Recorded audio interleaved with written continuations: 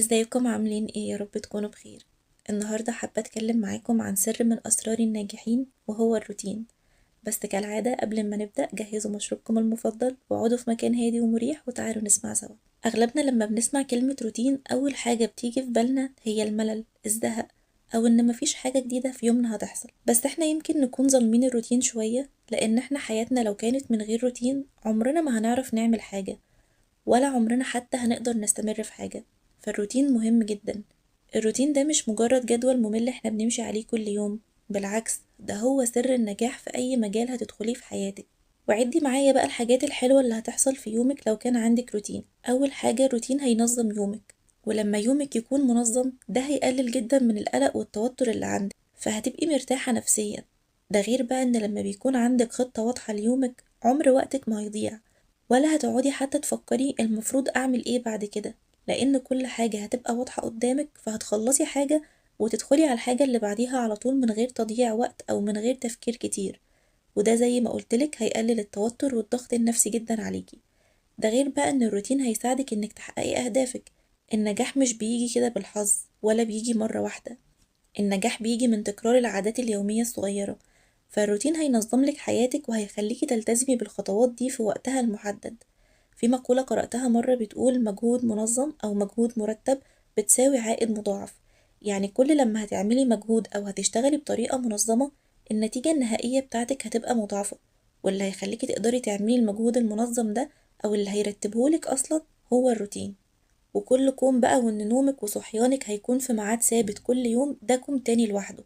دي لوحدها اصلا كافية او سبب كفيل ان يخليكي تعملي روتين لنفسك ولحياتك. وروتين منتظم للنوم معناها انك هتنامي في الوقت الصح وهتاخدي كمان راحتك وكفايتك من النوم، وهتقومي بقى مرتاحة لانك هتنامي في الميعاد اللي فعلا جسمك هيستفيد فيه، وده اكيد طبعا هيأثر تأثير ايجابي على صحتك النفسية والجسدية.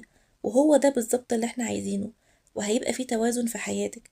وابقوا بقى اقرأوا عن موضوع فوائد النوم في ميعاده ده، لأن ده موضوع كبير جدا عايز فيديوهات كتير نتكلم فيها عن الموضوع ده بالذات.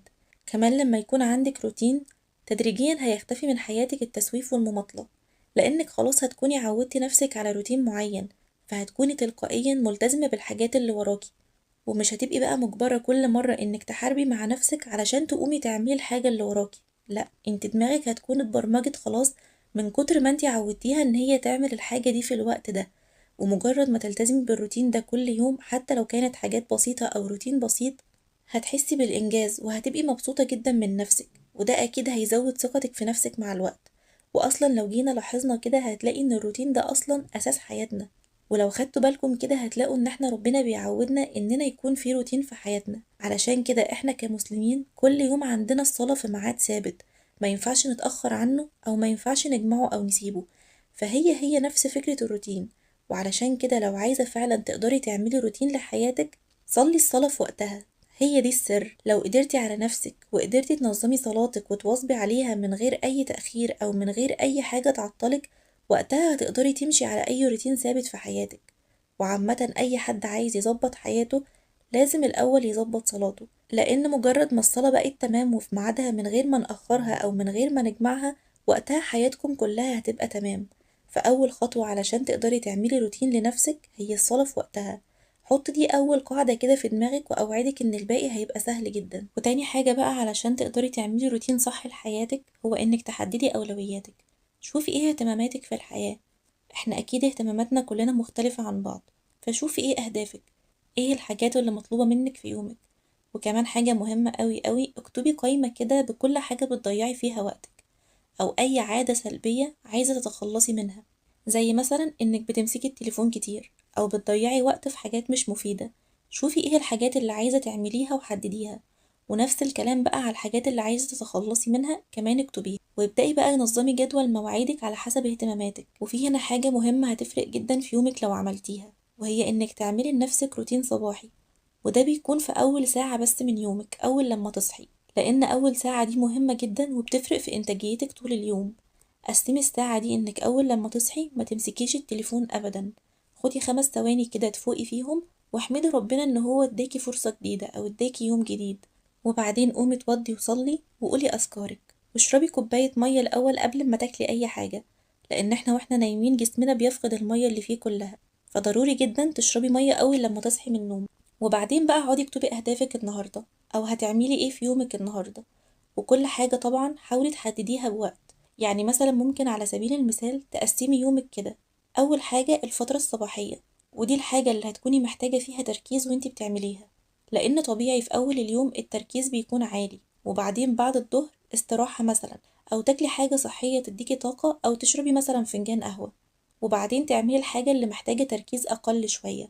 ومن العصر مثلا اللي بالليل تاخدي فيهم وقت تخصصيه لنفسك، تهتمي فيه ببشرتك، تهتمي فيه بشعرك. المهم تعملي حاجة لنفسك، أو تلعبي رياضة، أو تعملي حاجة بتحبيها كنوع من أنواع الترفيه أو المكافأة لنفسك. وقبل ما تنامي اشربي حاجة دافية تهدي أعصابك وتساعدك على النوم، وخدي شاور دافي. وابعدي عن أي شاشة قبل النوم، ولا شاشة تليفون ولا شاشة تلفزيون، علشان تعرفي تنامي نوم عميق وتنامي كمان بسرعة. وهكذا بقى كل يوم لحد لما تتعودي على الروتين اللي انتي عاملاه لنفسك. في البداية الموضوع هياخد منك شوية مجهود علشان عقلك هيكون لسه مش متعود، لكن لما تبدأي تعملي الروتين ده وتتعودي عليه كل يوم هتلاقي نفسك بدأتي تعملي الحاجات دي تلقائيا من غير تفكير. زي اللي بيكون لسه متعلم السواقة جديد، بيكون مركز قوي في كل حركة بيعملها، لكن لما عقله خلاص بيتعود على الحركات تلقائيا تلاقيه بيعملها من غير ما يفكر. وتوقعي بقى ان في حاجات هتتلخبط معاكي في اليوم بتاعك، وده عادي جدا. مش كل الايام هتمشي زي ما انت عايزة ولا زي ما انت مخططة لها، ولا كل الايام هتقدري تنجزي فيها كل الحاجات اللي انت عايزة تعمليها. بس المهم ان احنا بنحاول. لو قدرتي تخلصي كل حاجة في يومك زي ما انت مخططة يبقى برافو وجميل جدا. لكن لو حصلت معاكي حاجة خارجة عن سيطرتك، وقتها نأجل الحاجات اللي معرفناش نعملها لتاني يوم، ومن غير تأنيب ضمير أو من غير جلد ذات. بكل بساطة بس هنخلي المهمة اللي مقدرناش نعملها النهاردة دي لتاني يوم، لأننا حاولنا النهاردة وعملنا كل اللي نقدر عليه وحاولنا ننجزها في وقتها، بس حصلت حاجة غير إرادتنا. وهنا بيجي دور المرونة، واحنا اتكلمنا في موضوع المرونة ده قبل كده، وهحط لكم برضو رابط الفيديو في صندوق الوصف للي ما شافوش، عشان ضروري جدا تسمعوه علشان تقدروا تكونوا مرنين في يومكم وتتقبلوا الحاجات الغريبة اللي بتحصل في يومنا، اللي احنا مش بنكون عاملين حسابها، بس لازم نكمل يومنا عادي. وعلشان الروتين بتاعك كمان ما يكونش ممل، لازم تعملي حسابك وانتي بتكتبي المهام اليومية بتاعتك كده ان يكون في بند اسمه وقت الترفيه او وقت المتعة، ايا كان بقى هتسميه ايه.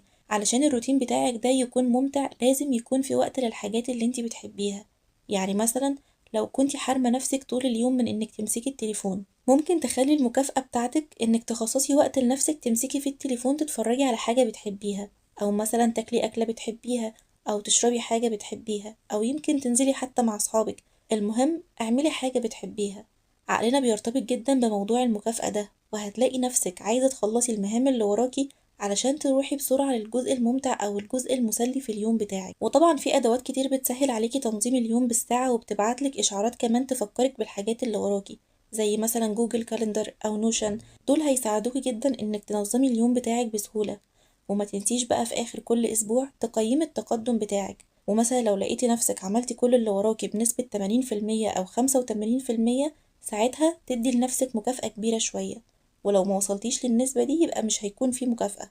وهكذا بقى كل يوم وكل أسبوع بنكرر نفس الموضوع. وحاولي على قد ما تقدري إنك تعملي تغييرات بسيطة كده في الروتين بتاعك كل فترة علشان ما تحسيش بملل أو بزهق. وبس كده كان فيديو النهاردة، يا رب تكونوا استفدتوا. ما تنسوش لو عجبكم الفيديو تعملوا لايك وشير وسبسكرايب، وأشوفكم على خير في فيديو جديد. مع السلامة.